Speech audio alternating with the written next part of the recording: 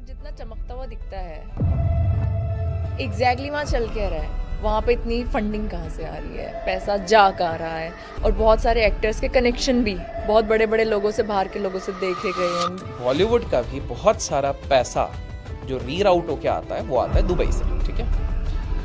और वो जो दुबई से आता है तो बीच में होता है एक एजेंट, और वो एजेंट पाकिस्तान में होता है। तो उस एजेंट के पास आप सोचो top of the top league celebrities का कितना इन्फॉर्मेशन होगा कि बॉस तुमने हमसे 200-300 करोड़ ओवर द इयर्स ऐसे ट्रांसफर करवाए हैं, तो हमें क्या क्या चीज़ें पता है, हमको बस एक छोटा सा कहीं पे लीक करना होगा, तुम खत्म हो जाओगे। मुंबई के मैक्सिमम गवर्नमेंट हॉस्पिटल्स में जो पेशेंट्स एडमिट होते हैं जिनको माइनर डोजेस ऑफ ड्रग्स लगते हैं, उनकी रिकवरी के लिए वो अवेलेबल नहीं होते हैं, क्योंकि वो बड़े बड़े फिल्म स्टार अपने पियोन, अपने नौकरों को भेज के ये सारी चीज़ें वहाँ से ले लेते हैं।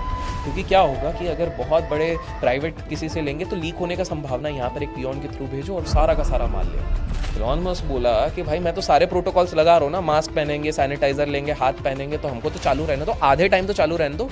डेमोक्रेटिक वाला बोला नहीं, तो भाई पागल दिमाग तो सटकेगा। तो पहले आके इन्होंने ट्वीट मार दिया, इन्होंने बोला I will take the red pill, और उस पर रिप्लाई आया इवांका ट्रंप का, ट्रंप जी की बेटी का।